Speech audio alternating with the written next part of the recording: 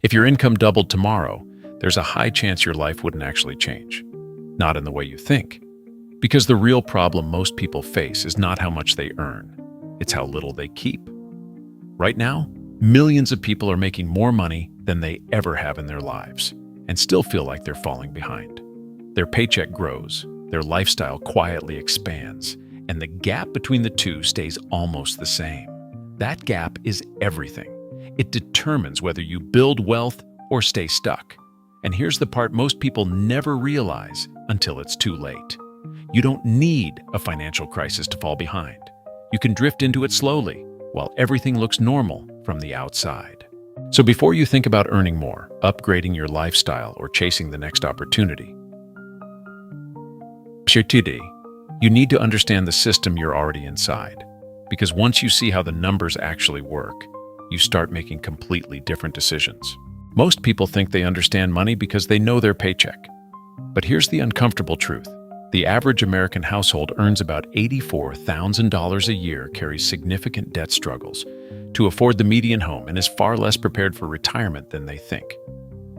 Yet at the same time, more households than ever are quietly becoming millionaires. And that contradiction is the entire story of money in 2026. Because America is no longer one financial reality. It is two completely different systems running side by side, and which one you end up in has almost nothing to do with luck and almost everything to do with how you interact with a small set of numbers that most people ignore. So instead of headlines, hype, or extreme examples, let's break down the real data that applies to ordinary people living ordinary lives. And once you see these 11 statistics clearly, you'll understand not just where the average person stands, but exactly what separates those who stay stuck from those who quietly build wealth over time. Stat 1: median income is lower than you think. The median household income in the United States is roughly $84,000, which means half of households earn more and half earn less. And that number sounds decent until you realize how much it has to cover, because income alone is not the story. Your financial life is determined by what happens after income gets divided across housing, food, transportation, healthcare, taxes, and debt. And here's the key insight: even at peak earning years, most households are not making dramatically more than this, which means the entire system operates on surprisingly thin margins. And that is why people who look financially stable on paper often feel constant pressure in reality. Stat 2: income changes dramatically over your life. Income is not static. It follows a life cycle. Households under 25 typically earn around $40,000. Those between 25 and 34 move into the mid-$60,000 range. 35 to 44 approach $80,000, and peak earnings between 45 and 54 often land around $90,000 before declining again toward retirement. And this matters because people compare themselves across the wrong time horizons.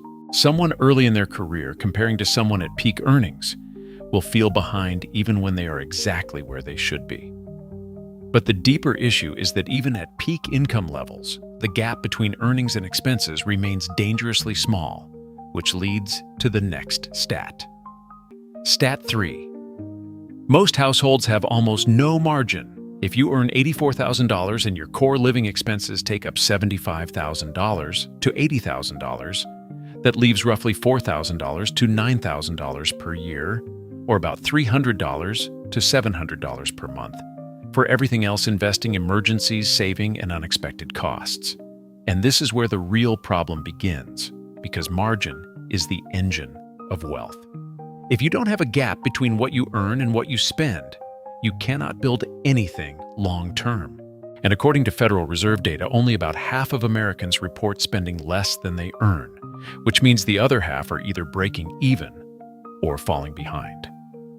That is why so many people feel stuck even when their income sounds reasonable.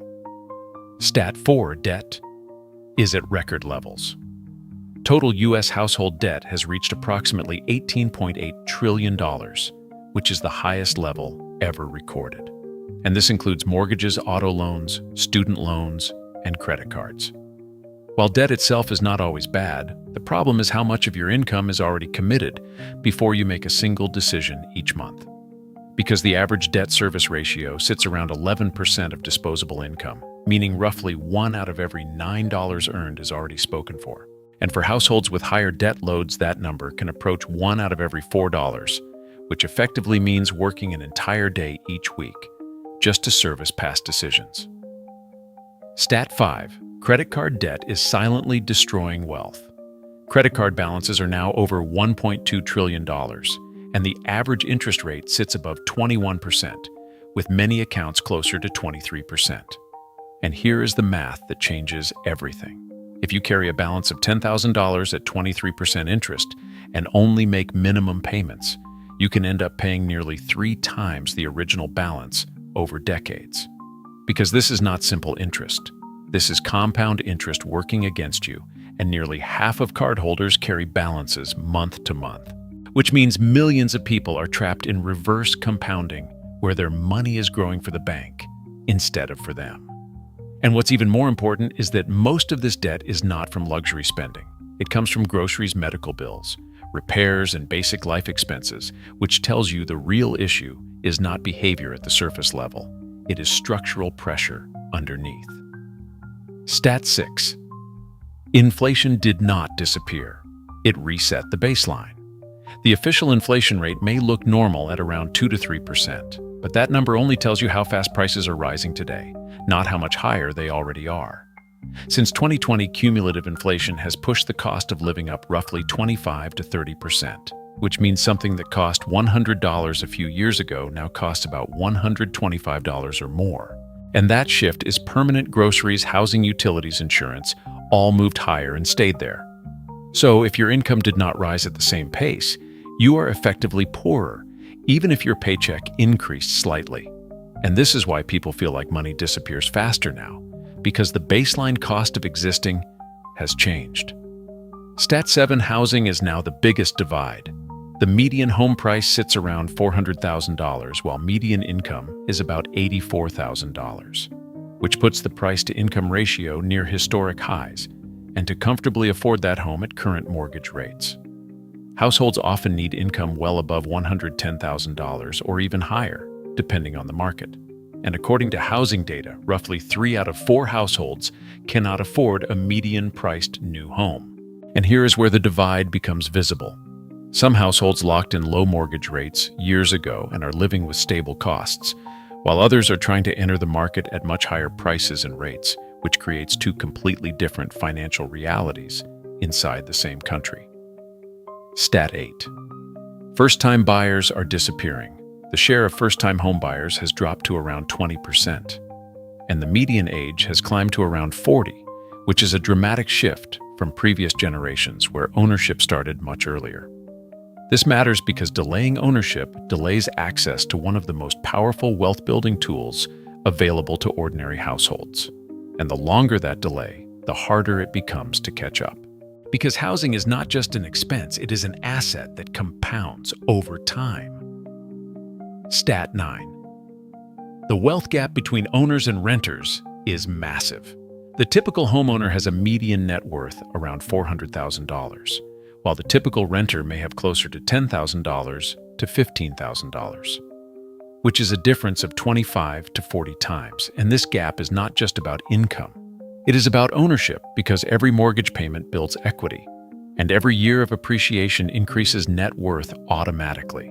And this is why 2 households earning similar incomes can end up in completely different financial positions over time. One is building assets, the other is funding expenses. That difference compounds quietly until it becomes impossible to ignore. Stat 10. Retirement savings are far below what people. Roughly 1 in 4 working-age adults has no retirement savings at all, and less than half feel they are on track. And even among those approaching retirement, many have less than $200,000 saved, while financial planners often estimate that over $1 million may be needed for a comfortable retirement, depending on lifestyle and longevity. When you break it down, a $250,000 portfolio may generate roughly $10,000 per year before Social Security, which is not enough for most households. This is where the gap between expectation and reality becomes dangerous, because people assume time will fix the problem, but time only works if money is actually invested consistently. Stat 11. Social Security is not enough. and longevity makes it harder. The average Social Security benefit is roughly $2,000 per month, which translates to about $24,000 to $25,000 per year. And while that provides a critical safety net, it was never designed to fully replace income. It typically covers around 40% of pre-retirement earnings, while most households need closer to 70 to 80% to maintain their lifestyle. And at the same time, people are living longer than ever, with life expectancy at 65 extending into the mid-80s on average, and a significant portion of the population living into their 90s, which means retirement is no longer a short phase. It can last 25 to 30 years or more. And that dramatically increases the amount of money required to sustain it. And this is where the entire picture comes together. Because when you combine income pressure, thin margins, high debt, elevated costs, expensive housing, delayed ownership, insufficient savings, and longer lifespans, you get a system where the average path leads to stress, but a different set of behaviors leads to something else entirely. This is the part most people miss. The households that are quietly building wealth are not necessarily earning dramatically more. They are doing a few things differently. They protect their margin, they eliminate high-interest debt early, they lock in large expenses when possible. They prioritize owning assets over renting them, and they invest consistently over long periods of time. Those small decisions repeated over decades create outcomes that look extraordinary from the outside, but are actually built on very ordinary habits. That is why two Americas are emerging, one where people feel like they are running in place, and another where people are slowly gaining control. The statistics themselves do not decide which side you land on. They simply reveal the rules of the system, and once you understand those rules, you can start making adjustments that move you out of the average.